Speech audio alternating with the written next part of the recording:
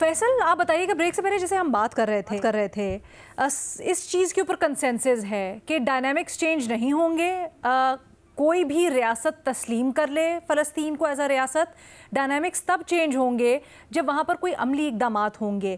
کیا آپ کو لگتا ہے کہ وہ وقت قریب آ رہا ہے کہ اتنا پریشر بلڈ اپ ہو جائے گا امریکہ کے اوپر، اسرائیل کے اوپر، کہ روک سکیں اسرائیل کو؟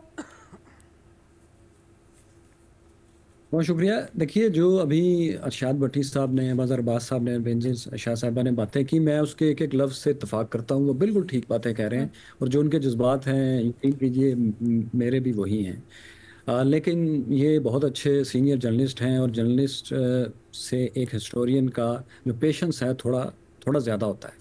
تو وہ جو بات کر رہے ہیں وہ ان حالات کو سامنے رکھ کر رہے ہیں، اور آئی اپریشیٹ، بالکل ٹھیک کر رہے ہیں. لیکن دیکھیے میں جس اینگل سے اس چیز کو دیکھ کے ہوپ کی بات کر رہا ہوں، یہ ایک جنریشنل چینج ہے. الجیریا پر جو قبضہ ہے اس کا فرینچ کا 132 سال بعد ختم ہوا تھا. انڈونیشیا پر ڈچ قبضہ 347 سال بعد ختم ہوا تھا. اور ہندوستان میں 100 سال سے اوپر لگ گئے تھے. آفیشلی اگر ان آفیشلی ہم دیکھیں تو تقریباً 150 سال. تو بات یہ ہے کہ یہ جو چینج ہوتا ہے نا، جو پاپولیشن کی رائے میں آتا ہے اور ملکوں کی سائڈز لینے کی وجہ سے آتا ہے، اس کو ہسٹری میں بولتے ہیں جنریشنل چینج. تو یہ جو ابھی اس طرح کے سٹیپس ہوتے ہیں جو فرانس لے رہا ہے، جو ورلڈ 83% پاپولیشن اگینسٹ اسرائیل ہے، تو یہ جنریشنل چینج لے کر آتا ہے نیکسٹ جنریشن میں. وہ جنریشن جنہوں نے پھر اگلی پیڑھی میں فیصلہ سازی کی پوزیشن پر آنا ہے. اس سے دنیا کی ریالٹیز بدلتی ہیں، اکنامک اور ڈپلومیٹک پوزیشنز چینج ہوتی ہیں. تو یہ چھوٹے چھوٹے سٹیپس جس وقت ہو رہے ہوتے ہیں، اس وقت میرے تمام دوست بالکل ٹھیک بات کر رہے ہیں. آن گراؤنڈ ٹیریٹوریلی کوئی چینج لے کر نہیں آ رہے ہوتے. جینوسائڈ آرمینیا میں ہو رہا ہو، ہٹلر کر رہا ہو، کہیں بھی ہو رہا، وہ ہو جاتا ہے کیونکہ نیچر یہ ہے کہ جب طاقت تو صورتحال کچھ ایسی ہے کہ لوگ بچیں گے ہی نہیں، تو چینج اگلی نسل کہاں سے آئے گی؟ ہاں بہت اچھا کویسچن ہے، شکریہ آپ نے یہ بات پوچھی. دیکھیے 7 ملین 70 لاکھ فلسطینی ہیں جو مقبوضہ فلسطین میں، اگر اس کے اندر اسرائیل کو بھی آپ شامل کر لیں، ویسٹ بینک، غزہ، ایسٹ یروشلم میں ساری جگہ پر موجود ہیں. اور اس سے کم وہ پرماننٹ اسرائیلی جوز ہیں جو وہاں پر ہیں، لیکن وہ خود کو 7 ملین ہی وہاں پر کہتے ہیں. یعنی 7 ملین جوز کو 7 ملین 70 لاکھ فلسطینیوں کو مارنا پڑے گا، جو کہ مجھے کسی بھی طرح سے پاسبل نظر نہیں آتا.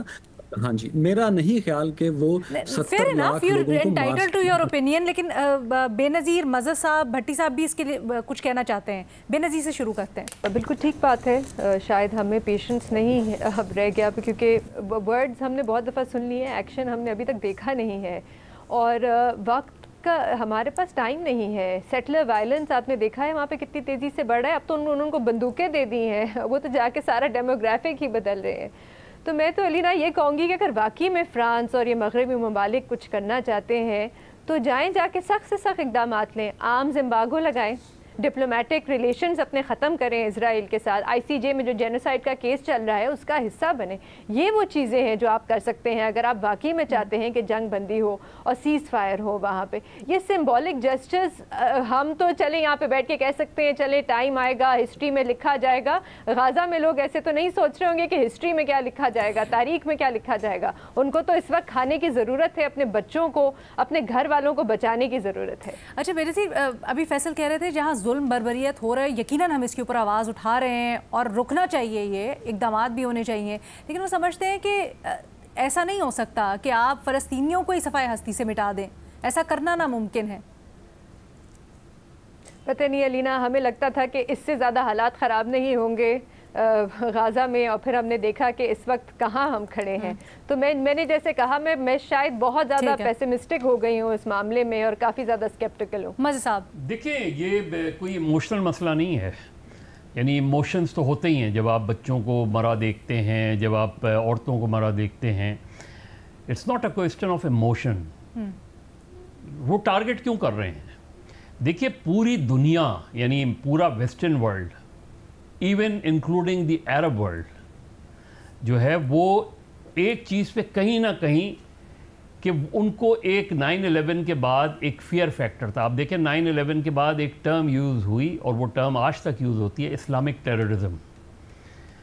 یہ ان کے ذہنوں میں بیٹھ گئی ہے. اب وہ فلسطین کو بھی اسی طریقے سے دیکھتے ہیں, وہ ایران کو بھی اسی نقطۂ نظر سے دیکھتے ہیں. اس سے پہلے انہوں نے سیریا کو تباہ کیا, انہوں نے عراق کو تباہ کیا, انہوں نے افغانستان کو تباہ کیا, انہوں نے جو ہے وہ سارے ممالک جو کبھی نہ کبھی پیلسٹینینز اور ان کو جو ہے وہ سپورٹ کرتے رہے تھے. ایک تو سوویت یونین کے ٹوٹنے سے پیلسٹینین کاز کمزور ہو گیا, بہت زیادہ کمزور ہوا, کیونکہ وہ سوویت یونین جو ان سارے ممالک کو سپورٹ کرتا تھا اور انڈائریکٹلی جو پیلسٹینین کاز کو سپورٹ کرتا تھا. آپ بالکل رائٹلی ہسٹری کا حوالہ دے رہے ہیں. ابھی فیصل نے بھی اپنا آرگیومنٹ ہسٹری کا حوالہ دے کے ہی بنایا. انہوں نے کہا تاریخ آپ اٹھا کے دیکھ لیں, اس طرح سے کوئی مٹا نہیں پایا. نہیں, دیکھیے وہ تاریخ آگے کیا ہوتا ہے وہ نہیں. دیکھیے کیوں بچوں کو کیوں ٹارگٹ کیا جا رہا ہے, عورتوں کو کیوں ٹارگٹ کیا جا رہا ہے, تاکہ جنریشن نہیں ہوئے. جنریشن کو مارا جا رہا ہے. یہ ایسے ہی نہیں ٹارگٹ کر رہے کہ جی رینڈم فائرنگ میں بچے مر گئے, رینڈم فائرنگ میں خواتین مر گئیں. وہ ڈیلیبریٹلی ٹارگٹ کر رہے ہیں, کیونکہ وہ سمجھتے ہیں کہ ظاہر ایک بچہ ساری زندگی گولیوں کے سائے میں جب بڑا ہوتا ہے تو اس سے کیا ایکسپیکٹ کرتے ہیں آپ؟ وہ اپنی زمین کی آزادی کے لیے لڑے گا نا. میں اگر ایک چھوٹی ایک سیکنڈ میں سب کمپلیٹ کر سکتے. اس لیے وہ ڈیلیبریٹلی وہ اچیو کر پائیں نہیں کر پائیں لیلا خالد سے لے کے آج تک چیزوں کو. لیکن مجھے لگ یہ رہا ہے کہ ان کا جو اسرائیل کا جو ٹارگٹ ہے اور جس کو امریکہ کی سپورٹ حاصل ہے, باقی ممالک کی سپورٹ حاصل ہے, اس کا کہیں نہ کہیں تعلق جو ہے وہ اس کانسیپٹ سے جو 9/11 کے بعد ان کے ذہنوں میں بیٹھ گیا ہے. اوکے, بے نظیر بھی پلیز مختصر رکھیے گا. جی علینا, میں صرف یہ کہوں گی کہ وہ ایک جینوسائڈ کے ہسٹورین ہیں اور اسکالر ہیں, اور وہ کہتے ہیں کہ 21ویں صدی میں کبھی اتنی ڈسٹرکشن نہیں ہوئی, اتنی تباہی نہیں ہوئی جتنی اس وقت غازہ کے کچھ علاقوں میں ہو رہی ہے, کہ بلکہ ہیروشیما اور ناگاساکی سے زیادہ. انہوں نے کہا اس وقت جو ریشو ہے, جتنی تیزی سے لوگوں کو قتل کیا جا رہا ہے, کبھی 21ویں صدی میں ایسا ہوا نہیں ہے. تو آپ مجھے بتائیں کہ جینوسائڈ کے اسکالر اگر یہ کہہ رہے ہیں تو آپ بتائیں کہ کیا ہی بچے گا وہاں پہ, اگر آپ 1 مہینہ یا 2 مہینہ یا پتہ نہیں تاریخ میں کتنے مہینے انتظار کریں گے. اچھا بھٹی صاحب. میں فیصل بھائی کا یعنی ان کی رائے کا احترام کرتا ہوں, وہ ٹھیک کہہ رہے ہیں. ہمارا اپنا ایک ویو پوائنٹ ہے اور ہسٹورین کا ایک اپنا ہوتا ہے, وہ لمبا دیکھتے ہیں. لیکن ایک نسل تو ختم ہو گئی ہے, 30% زمین پر قبضہ ہو گیا ہے, اور بارود اور بھوک کے علاوہ کچھ نہیں ہے جو باقی بچے, اور ہجرتیں کروائی جا رہی ہیں تاکہ نکلو یہاں سے. تو میرے بھائی جب تک اسرائیل موجود ہے, اسرائیل کا گریٹر اسرائیل کا ایجنڈا موجود ہے, تب اب غزہ کو تو بھول جائیں, باقی جو زمین تھوڑی بہت رہ گئی ہے وہ فلسطین کے ساتھ ملا کر, تو میرا خیال ہے کہ ایسی کوئی اگر وہ رکھیں بھی گے بھی تو ایک سمبولیکل تھوڑا سا رکھیں گے. اچھا بھٹی صاحب, یہ جو آپ لوگ بات کر رہے ہیں نا, اس میں اسرائیلی جو فائنانس منسٹر ہیں ان کا بھی بیان آ جائے. وہ کہتے ہیں یہ جو فرانس نے اعلان کیا نا, اس کو تو ہم خوش آئند قرار دیتے ہیں, کیونکہ اب ہمیں جواز مل گیا ہے کہ ہم پوری طرح سے جو اسرائیلی سوورینٹی ہے اس کو آگے بڑھا سکتے ہیں غزہ اور فلسطین کے اوپر. فیصل. میرا جواب یہ ہے کہ آپ دیکھیے, ایک لمحے کے لیے آپ یہ ازیوم کر لیجئے کہ اسرائیل نے تمام مکمل غزہ کو اور ویسٹ بینک کو اور تمام فلسطینی اسٹیٹ کی جو مجوزہ اس کی جو ٹیریٹری ہے اس ساری کو انیکس کر لیا ہے, اور امریکہ نے دنیا کی سب سے پاورفل اسٹیٹ نے اس کو ایک لیجیٹیمیسی دے دیا. باقی دنیا نے کنڈیم کیا ہے لیکن انہوں نے کوئی اس کنڈیمنیشن کو خاطر میں نہیں لائے.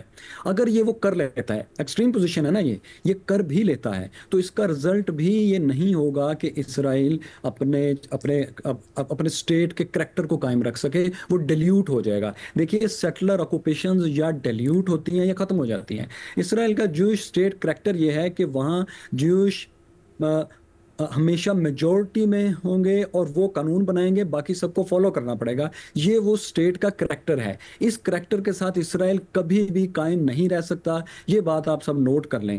اس کی ایک ہی صورت ہے, وہ یہ کہ فلسطینیوں کو مار دیا جائے یا ان کو باہر بھیج دیا جائے, اس کے علاوہ کوئی صورت نہیں ہے. اگر ان دونوں صورتوں میں سے ایک میں وہ کامیاب نہیں ہوئے تو اسرائیل ڈیلیوٹ ہوگا. I'm really sorry Faisal, but اس وقت ایگزیکٹلی یہی ہو رہا ہے نا, یا تو وہ آدھوں کو مجبور کر رہے ہیں کہ وہ پاس کے ملکوں میں بھاگ جائیں, یا پھر جو باقی بچ گئے ان کو بھوک سے اور گولیوں سے مار رہے ہیں.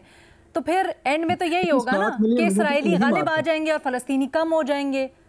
अगर वो इसमें कामयाब होते हैं कि इसके जो 7 मिलियन वहां पर फ़लस्तीनी टोटल हैं, इनके बड़े हिस्से को वो बाहर भेज देते हैं या मार देते हैं, देन यू आर राइट, वो इसमें कामयाब हो जाएंगे। अभी भी जो अगर का लफ्ज़ इस्तेमाल कर रहे हैं, ये बड़ा काबिल एतराज़ है। देखिए वो 70 लाख लोगों को कत्ल करना मेरा आपको नहीं लगता ऐसे हो पाएगा? ठीक है, फेयर इनफ सर। अगर वो यही देखिए, ये पॉइंट बहुत अहम है, इसको गौर, अगर वो इसमें कामयाब नहीं होते तो इसराइल अपने करैक्टर में डिल्यूट हो जाएगा, उसमें वो ज्यूश मेजॉरिटी नहीं रहेगी जो स्टेट का करैक्टर है। ओके सर, आप एंटाइटल्ड है अपने ओपिनियन के लिए और हम इसका एहतराम करते हैं, लेकिन हमारा जो पैनल की अक्सरियत है, बेनज़ीर शाह साहब, मज़हर अब्बास साहब, इरशाद भट्टी साहब, उनको बिल्कुल उम्मीद नहीं नज़र आती ये जो आज फ्रांसीसी फैसला हुआ है फ़लस्तीन को एक्सेप्ट करने का एज अ रियासत इसमें, और दुनिया भी जैसे इसके ऊपर रिएक्ट कर रही है, उनको नहीं नज़र आता कि इससे कोई अमली तौर पर फ़लस्तीनियों के लिए बेहतरी हो सकेगी। लेकिन फैसल वड़ायत साहब काफ़ी होपफुल हैं, वो समझते हैं कि तारीख़ ये बताती है कि वक्त लगता है, लेकिन जो जालिम होता है वो एंड में नहीं प्रोसीड करता। और अगर इसराइल और फ़लस्तीन की सिचुएशन के अंदर देखा जाए तो वे समझते हैं कि जी जो इसराइल है वो अपने अहदाफ के अंदर नहीं सक्सीड कर पाएगा। Only time will tell. हम सिर्फ यहाँ पर उम्मीद और दुआ कर सकते हैं कि जो इस वक्त हालात हैं कोई देखेगा और जुल्म और बर्बरियत को ख़त्म करवाएगा।